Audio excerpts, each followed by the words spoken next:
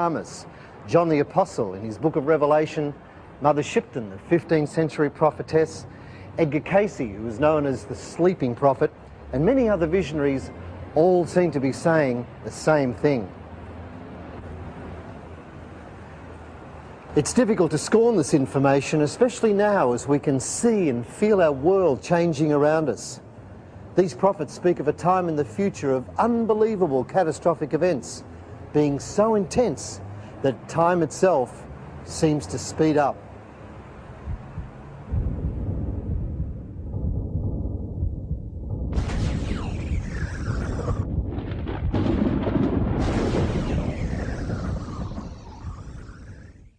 Apocalyptic dates commonly identified by visionaries of the past include, among others, the year 666, along with the year AD 1000, both favourite dates for doomsdayers.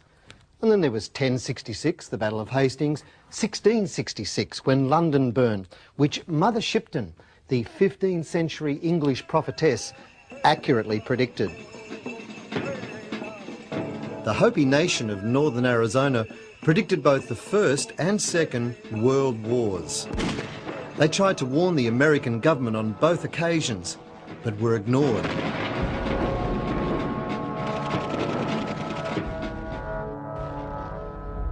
And in 1999, July, a comet of destruction is predicted to collide with the Earth.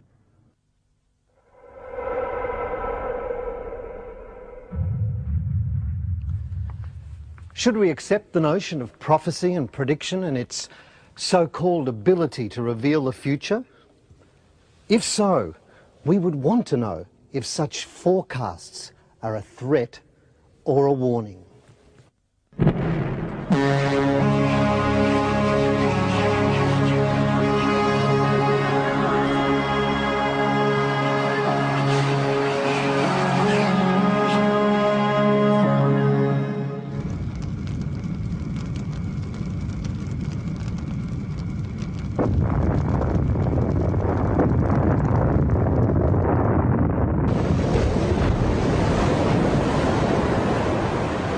My interpretation at this point that 1998 through 2002 or 3 or whatever are going to be the most difficult of the earth change years. Within the next 5 to 10 years or so, we'll experience earth changes the likes of which the world has never seen. It will not simply be earthquakes and tidal waves, it'll be war. Whenever there is a high point of civilization, it always ends in catastrophe. What all scientists seem to agree upon is that change is upon us, major change. We're going to take you on a journey around the world to reveal startling prophecies and their dire consequences for America, Britain, and Australia. All of these countries are predicted to suffer in the next few years until the turn of this millennium. En route, we'll see that many ancient civilizations, independently, through their prophecies, agree that this time, around 2000, is going to be one of massive change. As we talk to the experts and hear what the scientists have to say on these matters, you'll be amazed at their findings and astounded by their conclusions. And we begin our quest at the greatest archaeological monument of all time, the Great Pyramid on the Giza Plateau in ancient Egypt.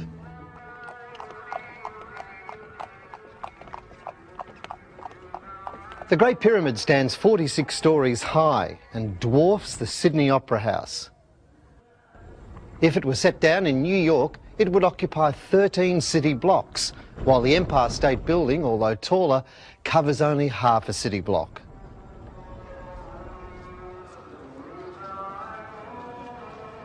Not only is its sheer size impressive, but it would have to be the most controversial building of all time. The dating of the construction of the Great Pyramid is still up for grabs. Physical evidence seems to only reveal around 2500 to 3000 BC. But astronomical evidence that has surfaced recently indicates it could be 10,450 to 10,500 BC. And of course, that fits with Edgar Cayce's dating of the whole Giza Plateau, particularly the Sphinx and the Great Pyramid. Edgar Cayce, who died in 1945, was known as the sleeping prophet because of his ability to fall into a trance-like sleep during which he would see his visions. He is regarded as one of the foremost futurists of the 20th century.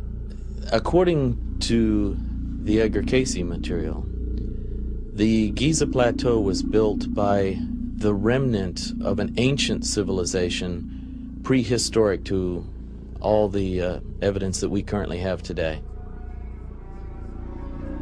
In a moment, we'll look at what the pyramids have to tell us about massive destruction destined to occur in the next few years.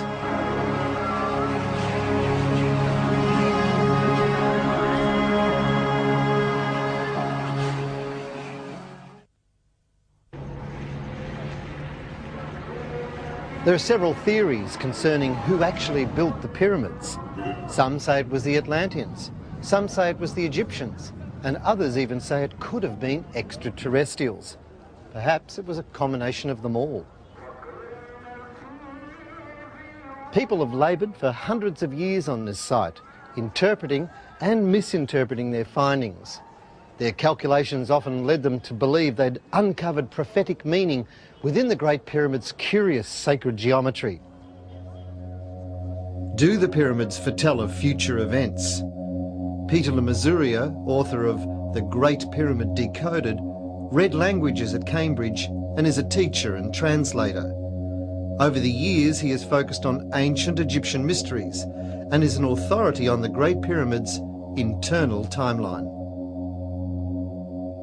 Now, the Great Pyramid, again, according to my decoding and a lot of other people before me, contains a, if you like, a blueprint for human evolution, a history of the world in advance. The theory is that when we examine the pyramid's sacred geometry, we can calculate significant historical events such as the outbreak of the First and Second World Wars, the bombing of Hiroshima, the JFK assassination.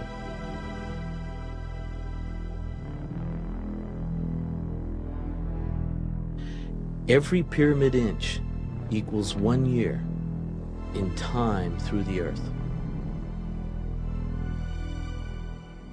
So from the time of, again, 1453 or so BC, it rises until suddenly the roof jumps up. And on this same scale, curiously enough, it happens on the 1st of April, AD 33, which seems to be the date of the crucifixion.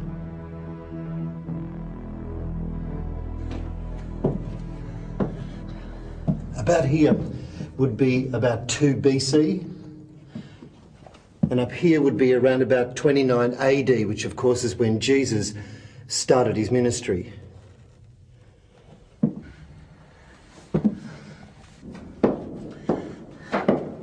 I'm now entering the Grand Gallery with its magnificently engineered corbel ceiling. And this line here, this wall here, represents the year 33 AD, where there's said to be a sudden explosion of enlightenment, this year being the death of Jesus Christ. As we ascend the Grand Gallery, we see how, when measured in pyramid inches, one can pinpoint certain major events in history. According to this method of calculation, great earth changes seem to be scheduled to take place around the turn of this century.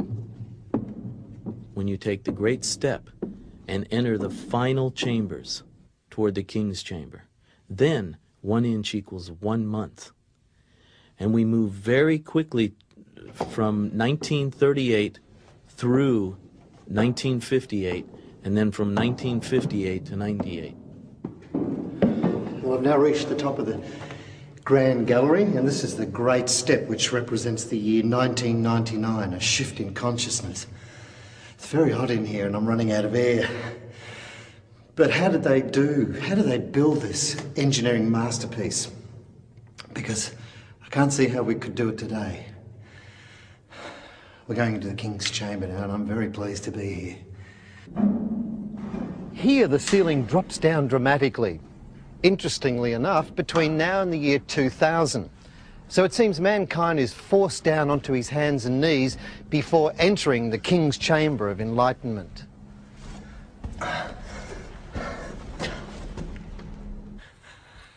And finally, this is the King's Chamber. Right here I'm standing under the apex of the pyramid and its supposed sarcophagus or open tomb. It symbolises the new age, the golden age. But then above that there are 5 more chambers, which rather suggests 5 more dimensions of consciousness, culminating in an upward arrow, which may suggest that's where we're supposed to be going. We've looked at several theories as to who may have built the pyramids and at the apparent accuracy of the pyramid's internal timeline, which indicates catastrophic earth changes around the turn of the century.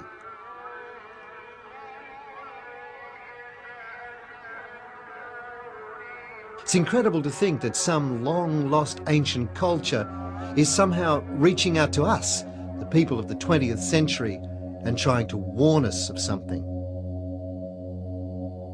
The late Edgar Cayce told us of discoveries to be made beneath the Sphinx in 1998. Cayce foretold of these mysterious chambers containing ancient artefacts being discovered beneath the Sphinx around 1998. He said these discoveries would serve to enlighten mankind. They've found that there are in fact square cavities beneath the Sphinx. They've done this with the ground-penetrating radar. Some researchers that were privy to this exploration say there are metal objects that are within the chambers. Gordon Michael Scannion has become known as a futurist and modern-day prophet. To some, he is a latter-day Nostradamus. Documented evidence exists of his prediction of Hurricane Andrew, which was to be the worst to hit the United States since 1947. Damage was estimated at $15 billion, the costliest hurricane in American history. the Northbridge earthquake in Los Angeles in January 1994.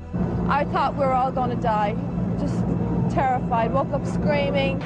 And the Oklahoma City bombing in 1995, amongst many others. Whilst in a trance-like state, he speaks of reincarnation, healing and prophecy. Chambers that I have seen lead through a series of corridors, and each of these corridors would lead to an anteroom. In the anteroom, you would find that there are guardians there that protect or guard the way for the right time. Those then lead you to the archive rooms. There's some rooms that contain the technology of the day. Other rooms contain the prophecies of the future, the emerald tablets, as I've seen them. Another room will take you to the healing arts and the medicine. They've even left behind, so accurate were their predictions, that they left behind seeds and instructions on how to work with seeds to help clean the atmosphere of the volcanic ash that will be coming up shortly. The great changes predicted by the pyramids are expected to occur once these chambers have been opened. So there's a message there, let's look for it, and this is the big thing that's going on at the moment. Let's look for this secret chamber. And the Egyptian government have got a bit fed up and told them there's no more looking for secret chambers, thank you very much. And I can't say I blame them. But of course, if it were right, and the whole thing weren't built by Egyptians, then you can understand their anxiety. The secret chambers beneath the Sphinx may not only contain a hidden repository of knowledge left by the builders of the Great Pyramids, but speculation has it that even the missing capstone of the Great Pyramid may be lying here, waiting to be unearthed. It's difficult to imagine what might happen with the rediscovery and replacing of this missing capstone if it is to play some part in the enlightenment of humankind. Perhaps this capstone acts as a kind of ignition key to activate this remarkable piece of machinery that is the Great Pyramid.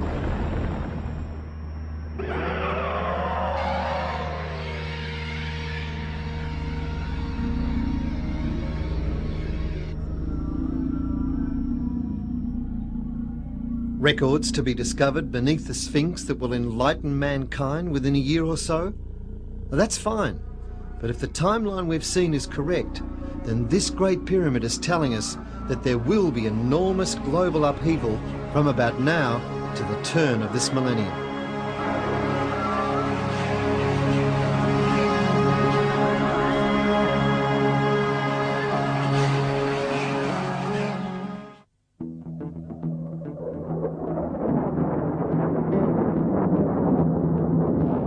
As we leave Egypt, we can't help but wonder what fate befell the civilizations who built the pyramids. Were they refugees from a lost continent forced to flee to various parts of the world, building such monuments as a warning to future generations?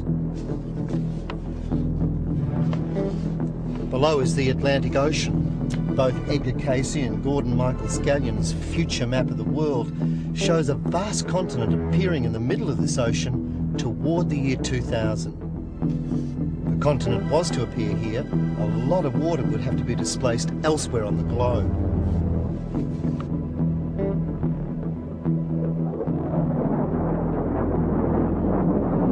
We're now over the Sargasso Sea. In this area we find the Bermuda Triangle, famous in legend for the countless vessels that have disappeared without trace in this vicinity. Some think that this could be the site of the lost city of Atlantis, said to have sunk beneath the ocean 10 to 12,000 years ago.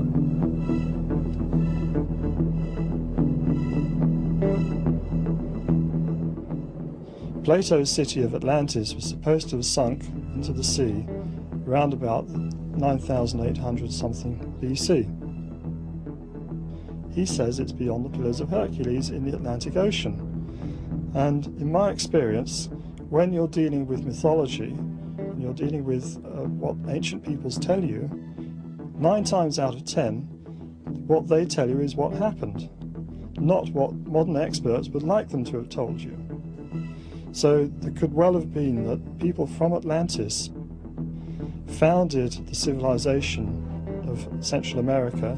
We also have other myths that people from Atlantis came eastwards and took their knowledge to Egypt.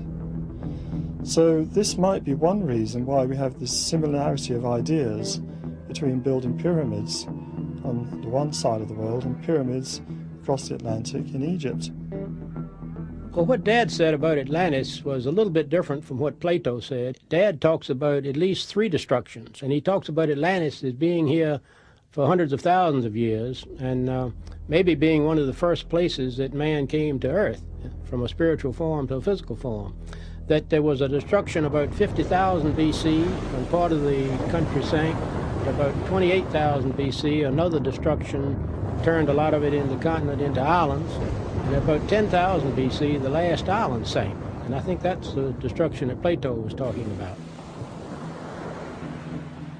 Edgar Cayce said that Atlantis would begin to rise around 1968 and would be exposed fully for the whole world to see by the end of the century.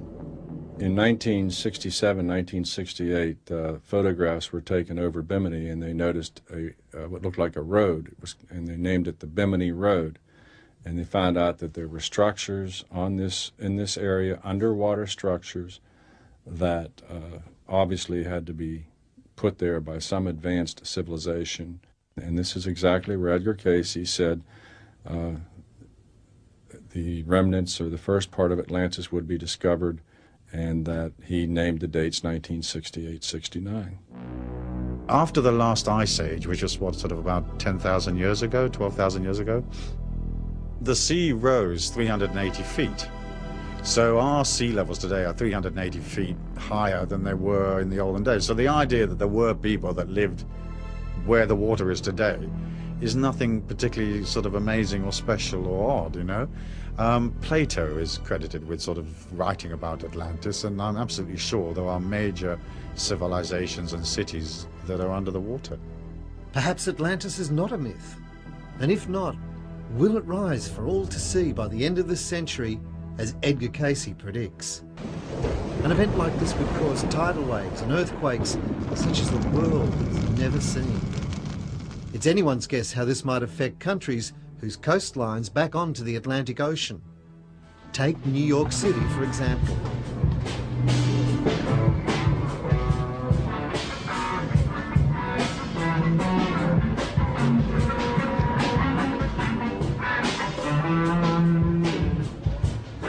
Most New Yorkers are completely unaware that there are numerous fault lines running across Manhattan, threatening New York with total destruction.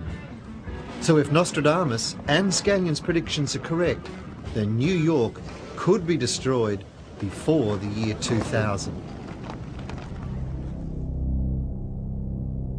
Earth, shaking fire from the center of the earth, will cause tremors around the new city. Earth shaking fire from the centre of the earth. This could be interpreted as earthquakes. And is the new city New York? Much of New York City will be destroyed by earthquake and tidal wave around the year 1999. Many portions of the East Coast will be greatly disturbed, as in the west and central portion of the United States. Los Angeles and San Francisco, these areas will be among those that will be destroyed before New York. Portions of New York City itself will, in the main, disappear. The times are getting near. I mean, just look at all the earthquakes we've had. And in this car-dependent city, freeways provided the most graphic evidence of the quake's force. A policeman... On an October afternoon, the earth moved in San Francisco.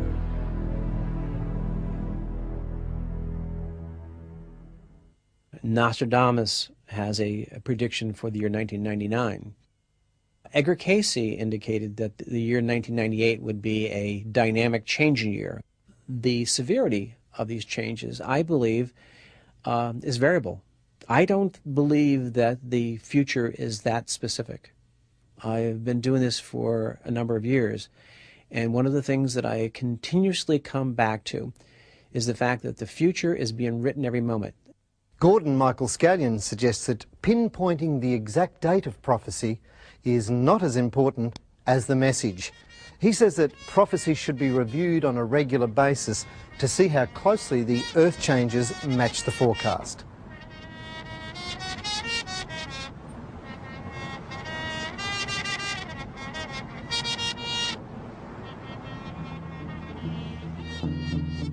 We get similar warnings about the future from many other sources. In particular, the North American Hopi Indians from Black Mesa, northern Arizona, warn of similar events in their folklore about great earth changes destined to occur before the new millennium. The Hopi legends add an intriguing dimension to the prophecies that we've examined so far. But when we return, we'll see how they speak of a new star or sun entering our solar system and the astonishing way it could affect our planet.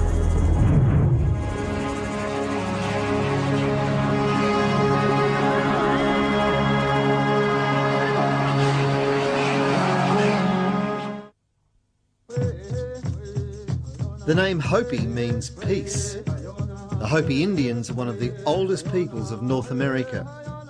Their prophecies speak of a blue star that will enter our solar system at the end of the century.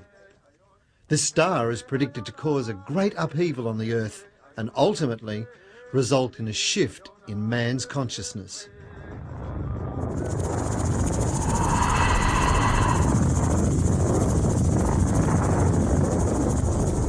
Blue star shall enter our system, altering the magnetic vibrations of Earth. Mankind will be affected in a most positive way.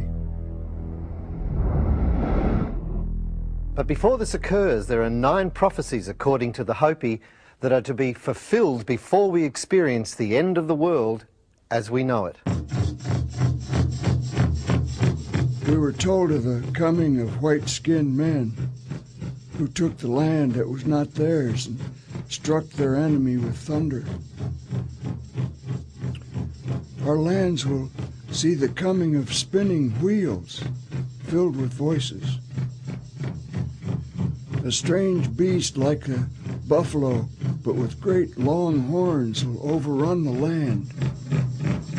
The land will be crossed by snakes of iron.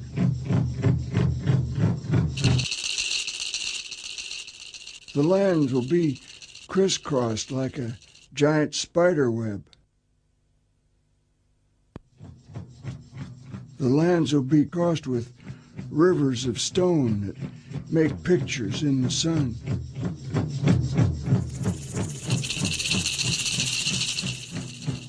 You'll hear of the sea turning black and many living things dying because of it.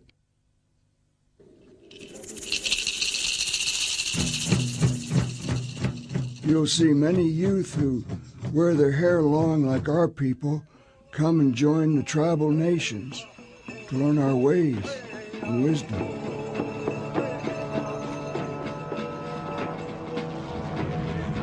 This is the 9th and last sign. You'll hear of a dwelling place in the heavens above the earth that shall fall with a great crash. Very soon after this, the ceremonies of the Hopi people will cease. These are the signs that great destruction is here. The world shall rock to and fro. That time's not far off. It'll come when the Sequasa Hakachina dances in the plaza and removes his mask. He represents a blue star, far off yet invisible, which will make its appearance soon.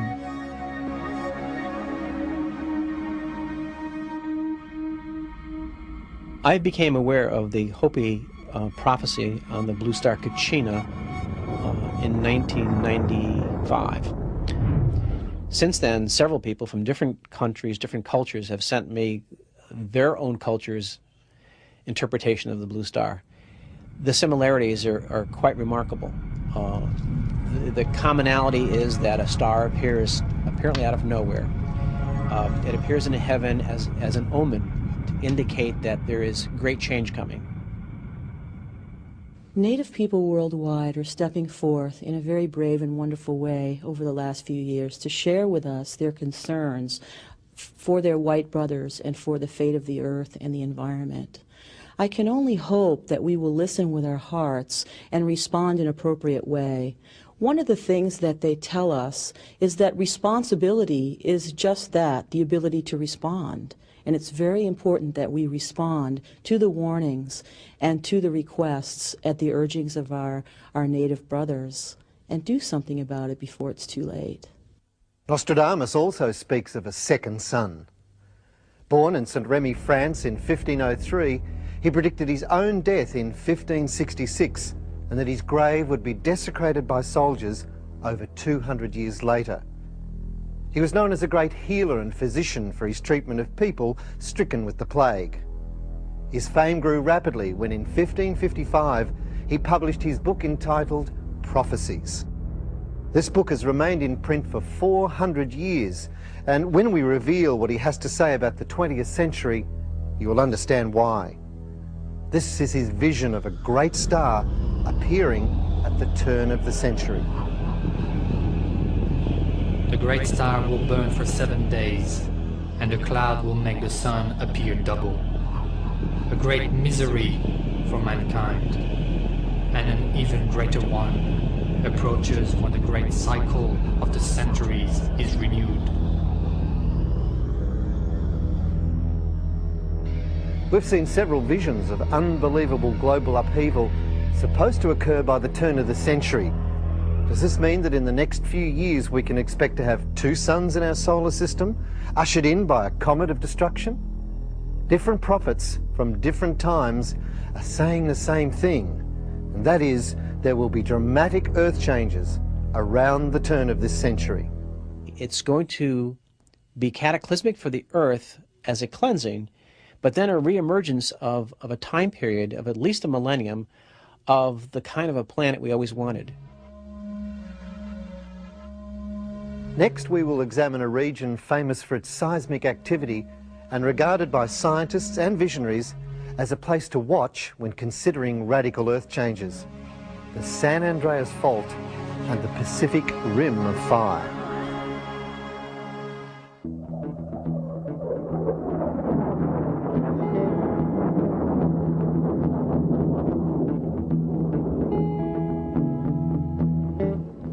Californians have been sitting on a geological time bomb for years in the form of the San Andreas Fault. But in spite of warnings from scientists, Millions of people continue to live there happily in this region. I've lived with earthquakes all of my life. My house was directly on the San Andreas Fault, but once I saw it, I fell in love with it. And I figured after living in gang territory all my life, what's an 8.3 among friends? Well, this is it, the San Andreas Fault. This is where the Pacific and the North American plates meet. It stretches some 600 miles right through California, and it's also part of the Pacific Ring of Fire. The west coast of America, the San Andreas area, San Francisco, as many geologists have said, an earthquake waiting to happen. So that I wouldn't like to be there when it does happen, but that's an issue that many Americans are concerned about. The disaster on those earthquakes could be monumental. And what are we actually looking at here, George? Well, we're here where the two plates come together. You have the Pacific plate coming in this way. You've got the continental plate. We have the Pacific plate coming into the left here, diving under and moving along it, and exposing quite a sharp scarp here, they call it. And what sort of experiences have you had? Well, I have been in a large quake. I was in an 8.6, and I remember getting out of my car, hanging onto the door. I couldn't take a step, and looking across the parking lot, and there were swells, just like you'd see in a bay, and water coming across, one after another, 1 foot up, 1 foot down, and a tremendous screeching sound. Like if you screeched a balloon or an inner tube, that's what the asphalt sounded right behind the car. And that worried me a little bit, because I thought maybe it was going to open up, but... Human nature being what it is, one wonders if man would take any notice of what prophecy has to say, even if it is true. Regarding the danger, it's a matter of just weighing all the options. The smog down below would kill me anyway. Talk of the big one is almost as common as talk of the weather in these parts.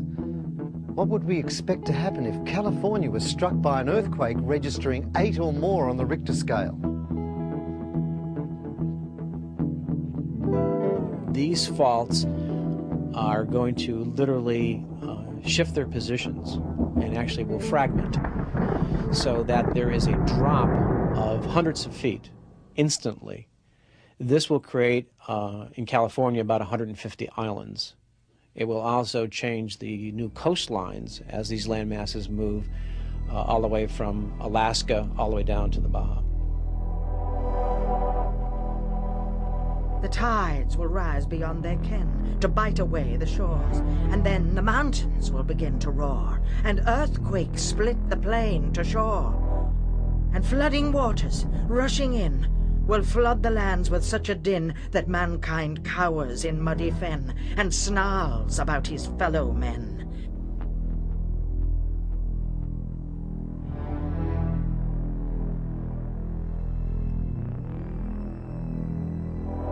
The poetic prophet Mother Shipton was born in Norfolk, England in 1488. Her visions began at an early age and, like Nostradamus, she foresaw her own death. She was burned at the stake for being a witch. The dragon's tail is but a sign for mankind's fall and man's decline. And before this prophecy is done, I shall be burned at the stake, at one. My body singed, and my soul set free. You think I utter blasphemy? You're wrong. These things have come to me. This prophecy will come to be. And only when this comes to be will mankind read this prophecy. But one man's sweets, another's bane. So I shall not have burned in vain. When Mother Shipton prophesied future earth changes, she did not hold back. 3 sleeping mountains gather breath and spew out mud and ice and death. And earthquakes swallow town and town in lands as yet to me unknown, and men will die of thirst before the oceans rise to mount the shore. And lands will crack and rend anew, You think it's strange. It will come true.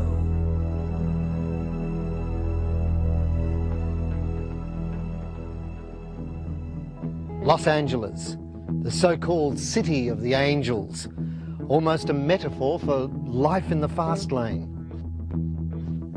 A place where ideas, fads and fashions come and go in the twinkling of an eye. The archetype of the throwaway society. The symbolic manifestation of what the prophets have often referred to as the quickening.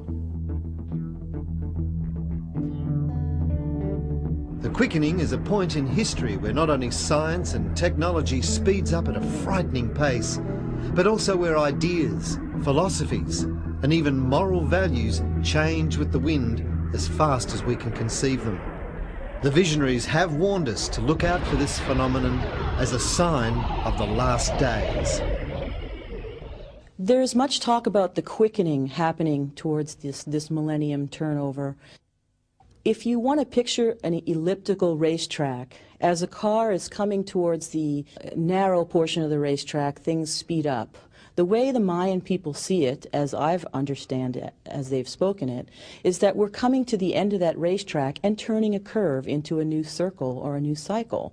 Things are speeding up. So the 90s dreaming's all about fast pace. See, in the olden days, we used to walk the journeys. And with that walking, we're treading the paths of ancestors. We're treading their journeys, and we had time then to do our businesses within those journeys. Sorry business, happy business, man's business, woman's business. Now we're all travelling fast. So we've had to learn ourselves, as the keepers of all of those stories and energies, to slow down ourselves. The quickening is going to have the effect on the human psyche, supposedly, because time is speeding up. Everything is speeding up. We're getting more information.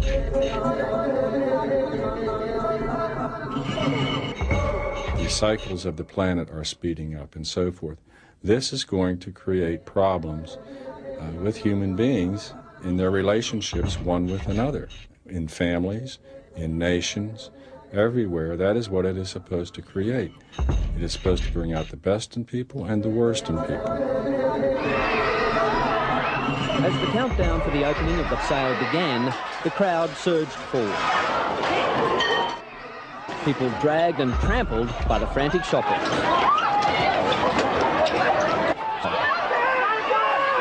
Store management was happy with today's sale.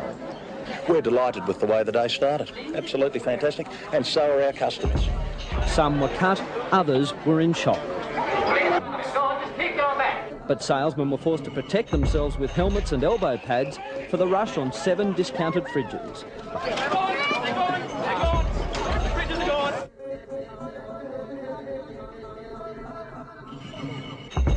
Our preoccupation with materialism has led us to be distracted from our higher possibility. And I don't think we can argue with that. What you focus your attention on will close you off to other possibilities. And I think a lot of people emotionally and metaphysically are sort of scrambling to keep up. And of course the system puts you under perpetual pressure anyway. So I think that's all part of this quickening process. One can feel this really heady pace.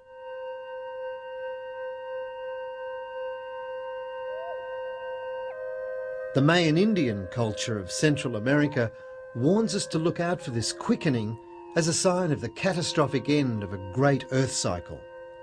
Their sacred calendar goes back over 500,000 years, though for some strange reason it ends abruptly in the year 2012 AD.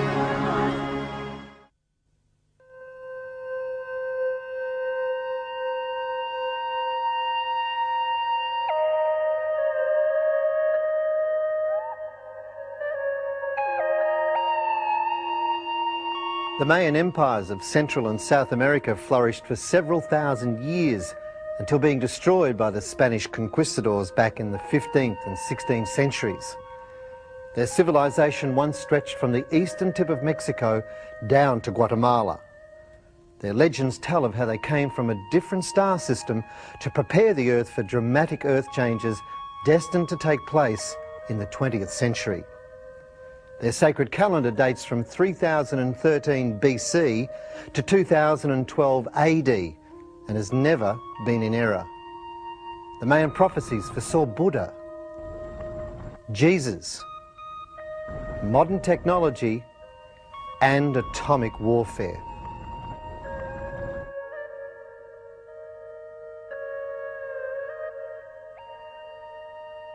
The origins of the Maya is steeped in mystery. Nobody really knows quite how this civilization came about. And if you read textbooks of archaeology, they're really not of a great deal of help. The Mayans came from the jungles of Central America, from southeast Mexico, Guatemala and Belize, and they left behind them remarkable cities, which we're only just beginning to understand now, and a language and a calendar, and indications that they had a tremendous amount of knowledge about astronomy, and that their origins must go back to at least the 4th millennium BC, and possibly much earlier. This culture is of particular interest due to its sacred calendar that measures time more accurately than the methods we use today in our Gregorian calendar. The most articulate of all the ancient calendars right now is the Mayan calendar, which ends in 2012 AD, winter solstice, December 21st. They counted from a start date, which was long back in antiquity, and they counted forwards from the start date, which they call the birth of Quetzalcoatl. Rather as we count from the notional birth of Christ, they were looking back to their hero god, Quetzalcoatl, and they were counting forwards in days and their equivalent of months and years and groups of years and so on. So we are actually coming up to the end of that particular period in time. Now what that symbolises is another question, but it does seem to be the end of some sort of period, an important period from the Mayans' point of view, when something ends and something else begins. And it could be that there's going to be some sort of cataclysm, some sort of earth changes, but there does seem to be the sense that the sands are running out.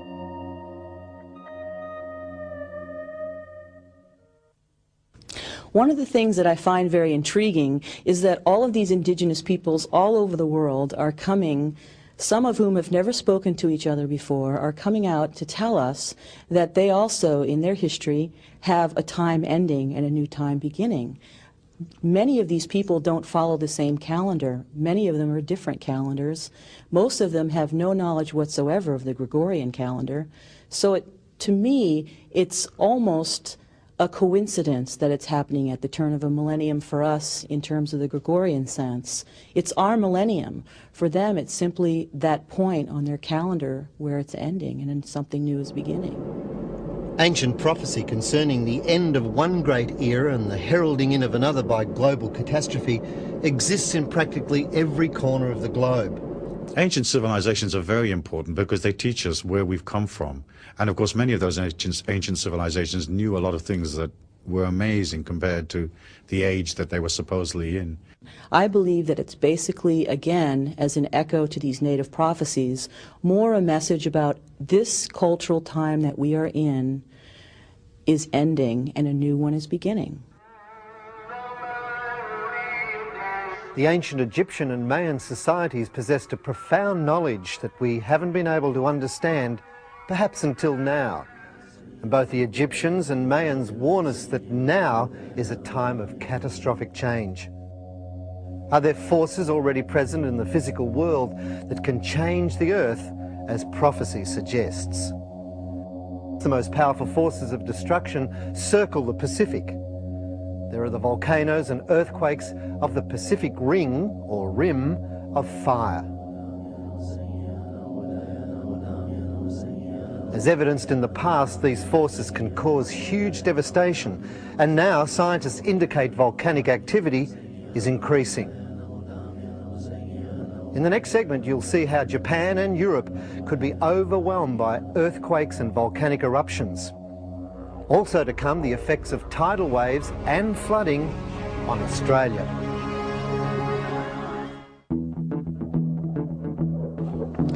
From Central America, we trace out the boundaries of the infamous Pacific Rim of Fire. The Ring of Fire is a line that runs the gamut of thousands of miles around the Earth, separating boundaries or tectonic plate boundaries. It is where plates come together and apply maximum stress.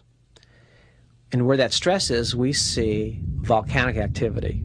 The vast majority of volcanism is found on the Ring of Fire. This passes up through the United States, it passes down through South America. It is a global encompassing line. As the Earth stresses due to a distortion of its wobble or its core, it applies stress to this Ring of Fire and it becomes alive and active. We can expect that that will become even more active as we enter the years 98 to 2002.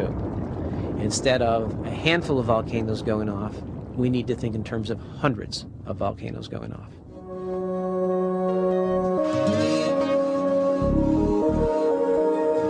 The lands of the samurai will undergo great change.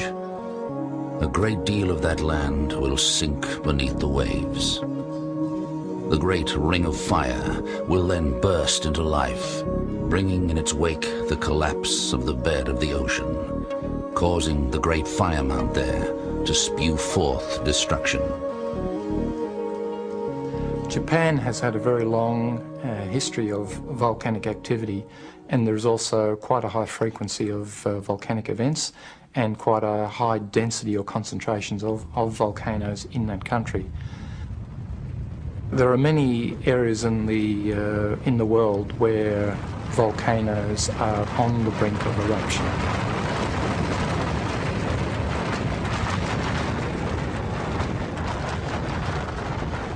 What seems to be generally accepted is that things are heating up and moving beneath the Earth's surface along subduction zones as well as oceanic plates. Seismic activity beneath the volcano doubled overnight, and by mid-morning all roads leading to the mountain area were closed. As the frequency and intensity of the eruptions increased, the Conservation Department ordered everyone off the mountain. It's not unusual for those types of events to produce large solitary waves of seawater which have been called tsunamis. For storms will rage and oceans roar when Gabriel stands on sea and shore, and as he blows his wondrous horn, old worlds die and new be born.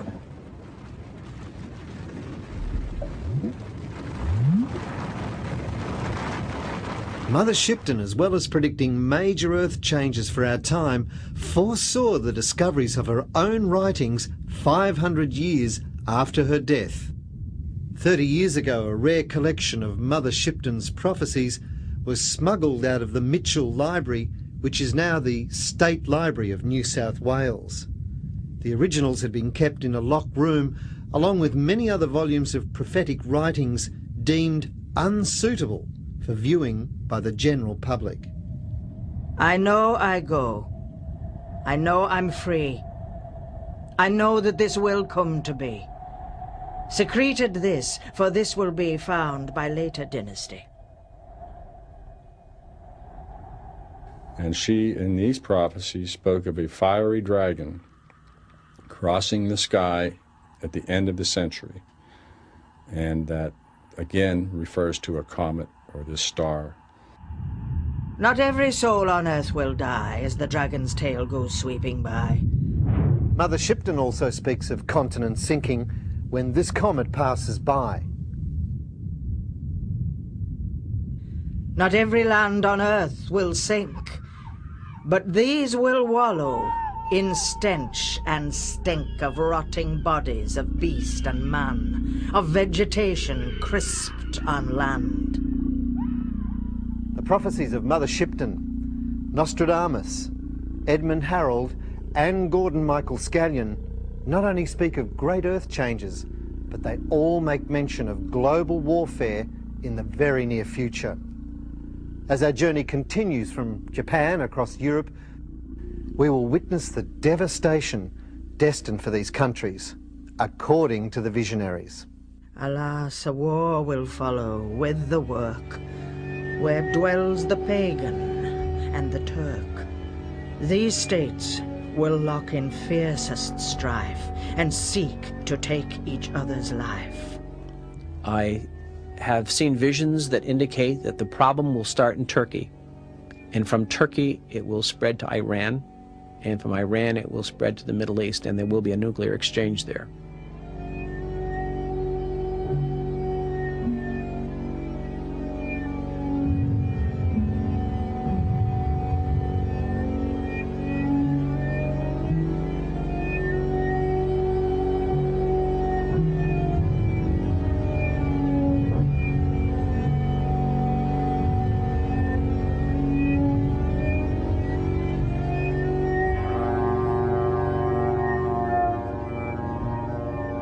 In Europe, it will not simply be earthquakes and tidal waves, it'll be war. And this is something, again, that has to happen because civilization has become so corrupt, and people are not willing to change voluntarily, and therefore the changes have to be forced upon them.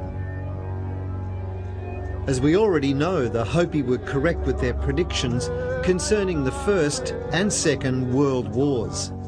They also warn us of an impending Third World War.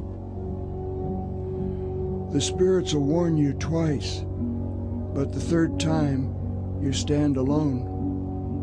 We've had 2 warnings, the First and Second World Wars, but now we stand alone in the third one. There'll be no one protected, and whoever dropped that gourd of ashes upon them, it is going to drop.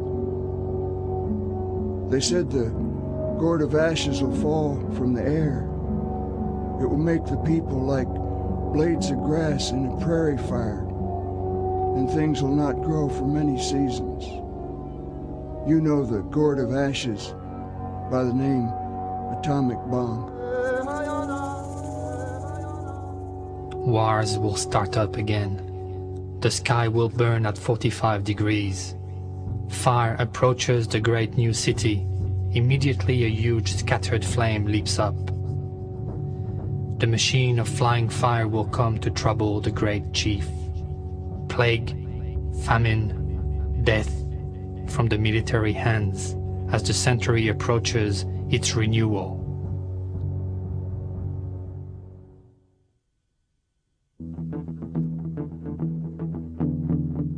The upper portion of Europe will be changed as in the twinkling of an eye.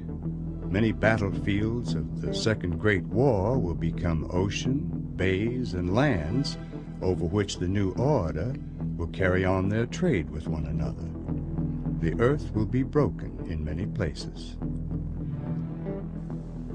The Caspian and Black Seas have become part of the Mediterranean, with half of France underwater. Flooding in southeast France claimed more than 30 lives in September. Violent storms turned streets into rivers as flash floods smashed through towns and villages. London has become a coastal city.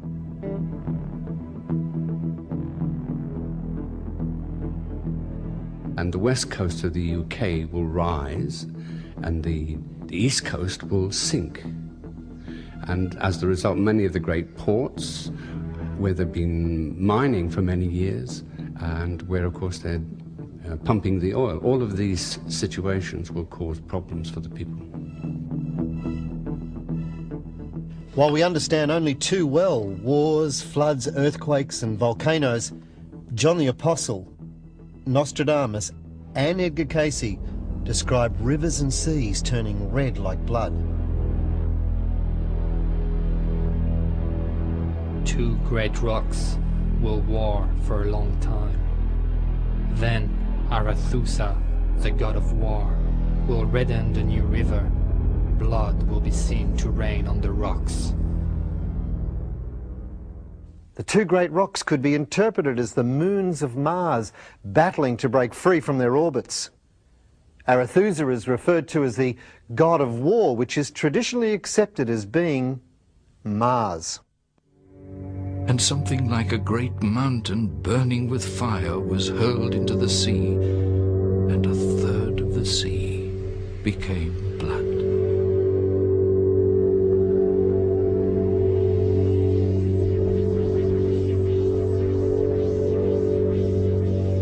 Hailstones about the weight of a talent in the Bible. A talent is 70 pounds. That's a very big hailstone. This is probably a small meteorite or a comet. So in all of these phenomena, we find that iron particles from the meteors dissolve into a red pigment. For instance, Nostradamus had spoken about red water, rivers of blood. The Bible had said the same thing, and miscellaneous other traditions also speak of this phenomenon. What would primitive people think this was? They wouldn't say, oh, here we've got dissolved iron particles. They'd say, oh, the river is full of blood. This is a bad omen, especially when things fell out of the sky. A very mighty trembling in the month of May, with blood, human bodies, water, and red hail covering the earth. Hail will fall larger than an egg. For the Earth to experience the rising and sinking of entire continents and the complete obliteration of the world as we know it, we're going to need a lot more than a few active volcanoes, earthquakes or tidal waves. A shift in the Earth's axis could trigger off the necessary energy required for such global upheaval. But how could such a shift happen? Was Nostradamus seeing a shift in our Earth's axis when he says, "And it shall be in the month of October, that a great movement of the globe will happen, and it will be such that one will think the gravity of the earth has lost its natural balance, and that it will be plunged into the abyss and perpetual blackness of space." 70s, early 80s, I saw visions of comets coming into the Earth, and I had often wondered if that was going to be the source or the trigger for cataclysm. And my information indicated that that was not the case, that these comets were more of omens, again, time cycles that we can count on to indicate that changes were going to occur. However, I did, and I have been aware of one such body that came and ricocheted off the Earth's atmosphere, which first I thought was a comet. And it did indeed cause the Earth to shudder. What I later discovered, when that vision repeated itself, it was one of Mars's satellites had been pulled from its orbit due to a polarity shift on the Sun. The Sun's magnetic field shifts its position or reverses, a polar shift from the Sun, however. That induced polar shifts in the Earth and also affected the satellite of Mars, Phobos specifically. And that then left its orbit and then came in and ricocheted off of the Earth's atmosphere and then continued out into space. And the shudder indeed caused cataclysmic conditions. The event that was predicted by Nostradamus to occur in 1999, I believe that's what he was seeing, was the same thing that I was seeing.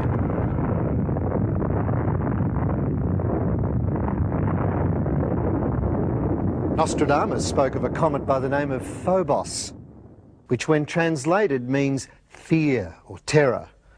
This moon revolves centrifugally around Mars and is straining to break free from its orbit. If it did so, say due to an unusual planetary alignment, it would hurtle toward our sun, past the Earth, or possibly even collide with our planet by the year 2000.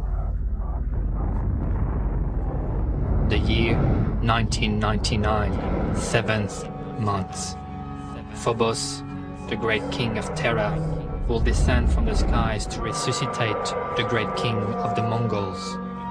Around this time, Mars will reign for the good cause. What I believe Casey and Nostradamus were indicating was that these changes were going to occur, but more accurately so, they were going to occur because of planetary shifts and alignments.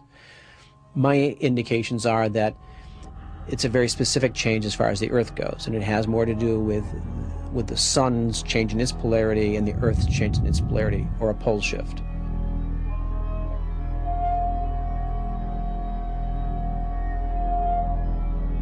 Because we're coming up to the end of the millennium, we have this millennium fever. We're noticing comets. It's deep, deep within the psyche. Velikovsky, the controversial writer of the 50s, he had spoken about mankind in amnesia. We've been suppressing this knowledge because it was so catastrophic, and this is a time in history when it's bursting forth because it's that time again. Immanuel Velikovsky, in his book Worlds in Collision, said Venus was once a rogue planet that almost collided with Earth a couple of times in the past before taking up its current orbit around the Sun.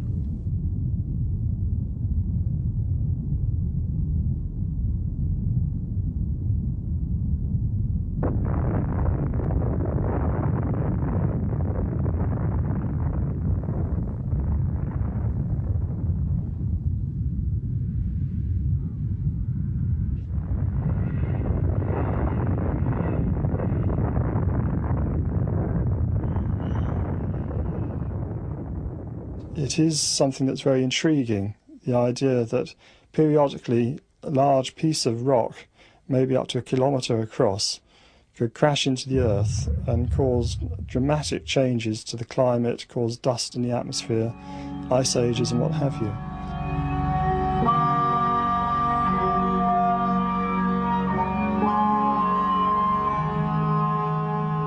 I think eventually we're going to have to rewrite our history books. Certainly they are rewriting archaeology and geology right now. When Casey said there were pole shifts in the past, nobody thought that was possible. Now there's very good evidence that the poles have shifted a number of times.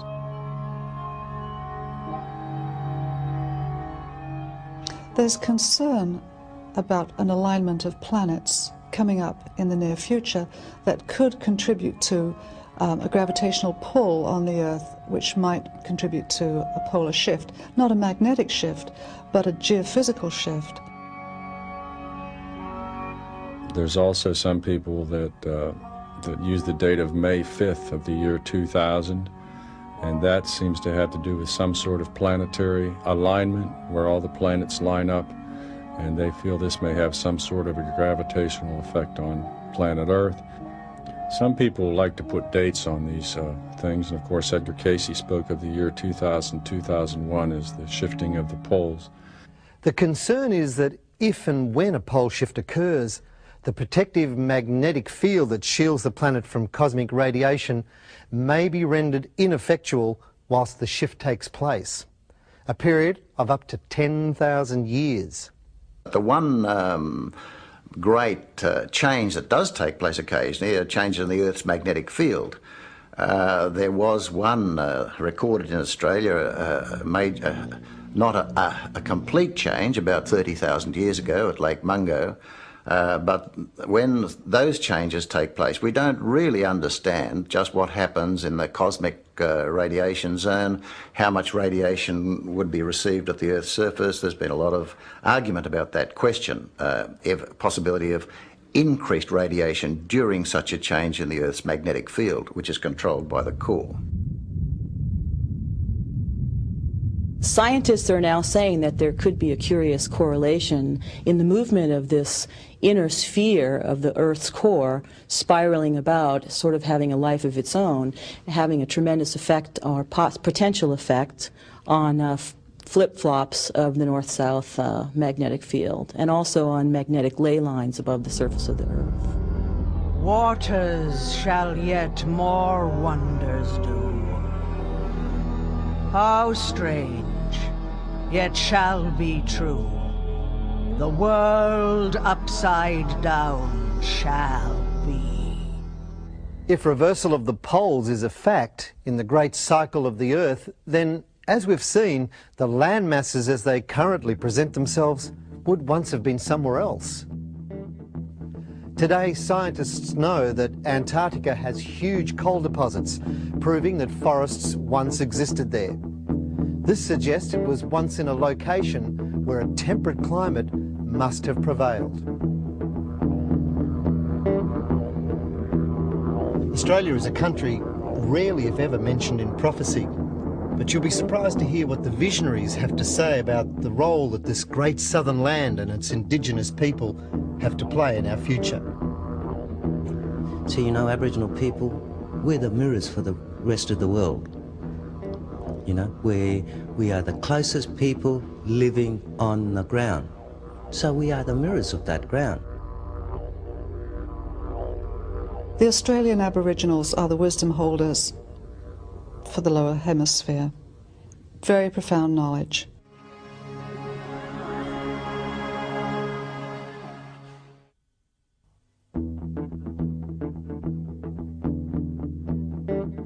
According to the visions of Edmund Harold, Australia is certainly going to attract its own fair share of upheaval. A similar view is held by Gordon Michael Scannion. There's some signs to watch for to indicate that there are changes that are going to be happening within weeks rather than years or even months. The early signs will be is that you'll begin to see weather pattern changes in the internal part of the land. The territory's main north-south highway has been cut on both sides of the town. More than one motorist scrambling to safety just in time. Tonight, the threat to Katherine is very far from being over. The military working against time, sandbagging the centre of town against the waters that continue to creep up to record levels. Peter Harvey, National 9 News. You'll see migrations occurring, not only of animals, but the indigenous people. The Aborigines will move to the north and to the northwest. And because their own connection with the land is going to guide them into what will become the new area. The deserts areas will bloom.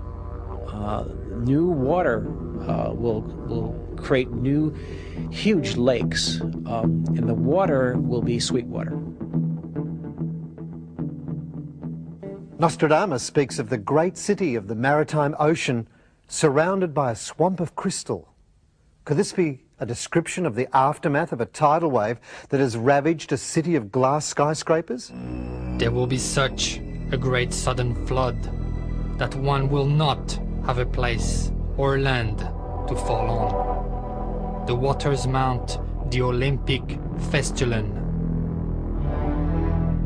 It will appear at the time of the games of the slaughter of the bull.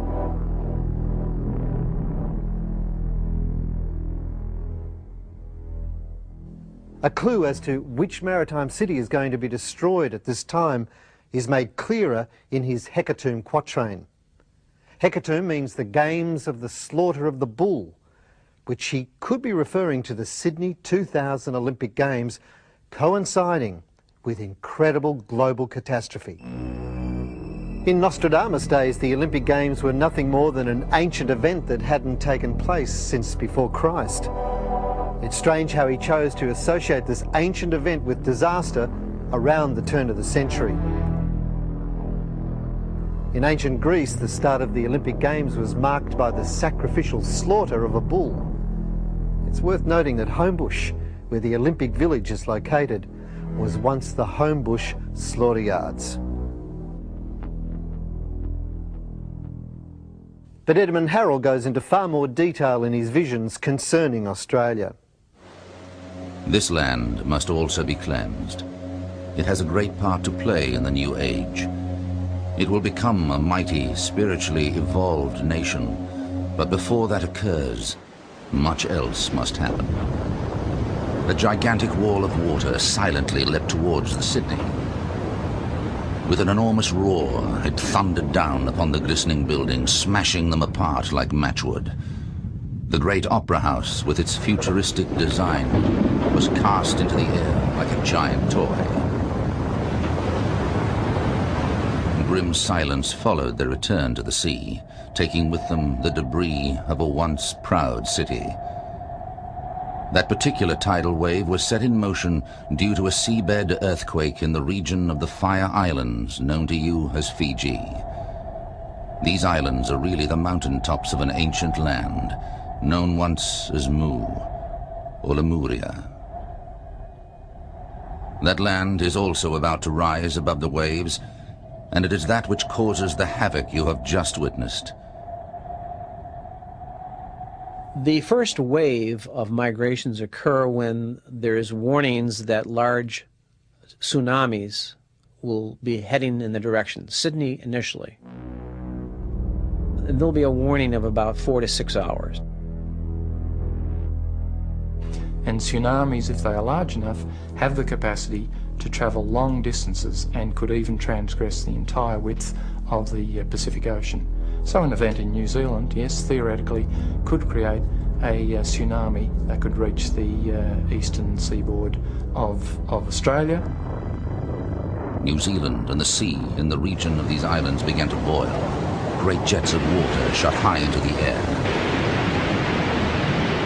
The amplitude of such a tsunami wave would vary enormously depending on the intensity of the event from which it was sourced. For example, with the eruption of Krakatoa in Indonesia in 1883, when parts of the edifice collapsed into the sea, and when very dynamic flows of gas and ash entered the sea from the volcanic edifice, very large tsunami waves up to 15 to 20 metres in height were generated. Great tidal waves were hurling themselves upon the coastal cities, destroying all in their path. Little escaped. Cities were crushed beneath the force of the waves, some of which were some 300 feet above the surface of the sea. But not all of the changes are bad. Although the civilization is largely on the coast, and it's the coastal areas that will be inundated, most people who've got any sense when the warnings come will move inland, and the new civilization of Australia will be in what is now the Red Centre. The great desert regions. A great transformation will take place. The unbearable heat had been reduced considerably, and upon the sands grass now grew, turning this once arid region into a green haven.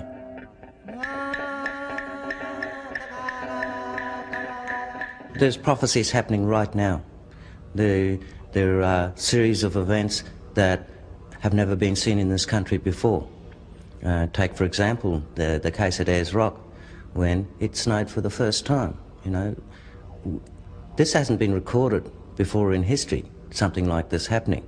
But it's happening, and yet we just allowed that event to go straight over the top of our heads. We've examined prophecy concerning natural disasters, including tsunamis, volcanoes, earthquakes and so on, causing radical earth changes. But these visions pale into insignificance when compared with how Mother Earth might behave. We have always predicted that those who disturb the rainbow snake are dealing with danger. And the more we disturb the snake, the more mankind is falling down. Now, you can't keep taking away its spirit without returning some energies to it. What we're saying is that if this continues to happen, there will be a catastrophe. 90% of our population in the States is primarily on the coastal regions. In fact, if we were to look at any country, we would find that the populations are on the coastal areas. With climatic changes, we're going to see more hurricanes, tornadoes, typhoons. We're going to see tsunamis. We're going to see land masses changing. I would certainly be worried if I was living in that cyclone-affected area of the future possibilities of much more extensive cyclones, bigger storms, more frequent storms, and of course where many of those cities are coastally related, and they become very, very vulnerable under those circumstances. With the threat of extreme climatic changes, global warming, rising sea levels, holes in our ozone layer, and our ecosystem breaking down, have we reached the point of no return? We are confused as scientists as to exactly what's happening ourselves. On the one hand, there are signs and evidence of increased global cooling, increased ice accumulation on the poles. 95% of the decades since AD 1600 tend to be cooler. And at the same time, there's this 5.5 million square mile hole in the ozone in the southern hemisphere and in other places, and signs that things are warming. You see, we have this phenomenon for the first time in the geological record, the first time that we've had such warming at such rates and in the context now of people populating the planet.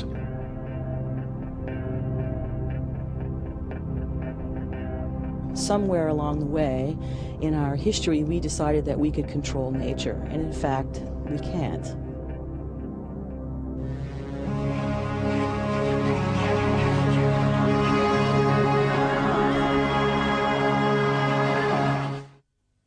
Maybe the prophets are right. They don't all seem to agree exactly on the same dates, but there certainly seems to be an underlying connecting thread between prophecy and catastrophic earth changes and global warfare around the turn of the century. However, they speak of an enlightened, peaceful golden age immediately following these apocalyptic events. But first, we all have to change the way we think. In the past, we've become separated from the natural world. We manipulate the natural world. We sit in our air-conditioned offices and nature is outside us. And clearly, I think there's a case to be made that unless we do rediscover our roots with nature, we're in for big trouble.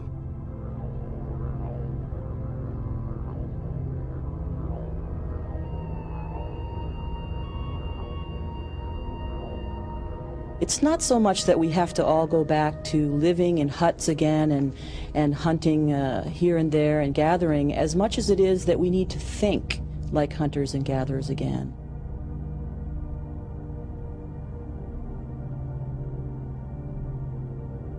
Mankind doesn't like to change. We've got to change our thinking. We've got to change our way of life. Instead of simply being focused upon my needs and the needs of my immediate family and the acquisition of material wealth, we have to stop and think about the needs of everyone. We can't consume at the rate we're consuming. Nobody can really keep up with the stress that we're required to operate under, and because it's unnatural. And in the end, you can do a lot of unnatural things for a long time, and then one morning you got a hell of a hangover and you think, wait, I better go back to tofu and, you know, suck up some of this spirulina and, you know, straighten up. So it's really, the whole world's got to go back to sort of a sensible diet of simplicity and a more spiritual way of operating.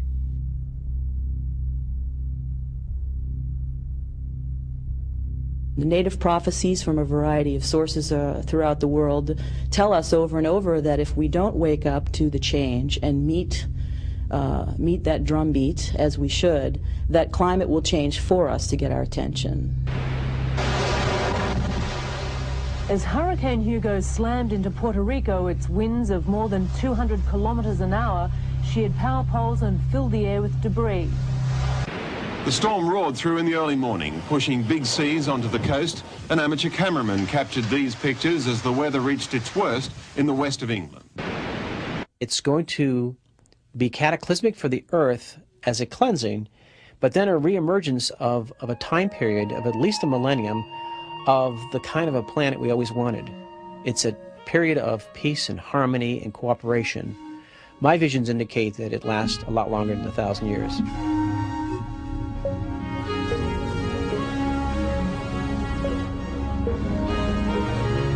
And so what we're facing is really a new birth for the planet, renewal of the environment, and for ourselves, a new form of a new improved humanity.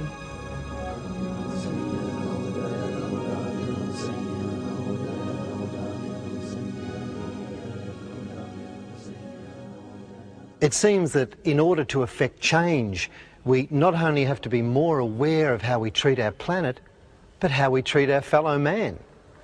Both visionaries and scientists all seem to be telling us that how we imagine our future is how it will be. Choice plays the major role in what the next millennium will be about. Man doesn't understand that the power of the mind is immense. What we think, we create. If we can change our thinking, we can change our life. The purpose of prophecy is to warn us so that if we don't like the prophesied outcome, we can use our free will to change the course of destiny.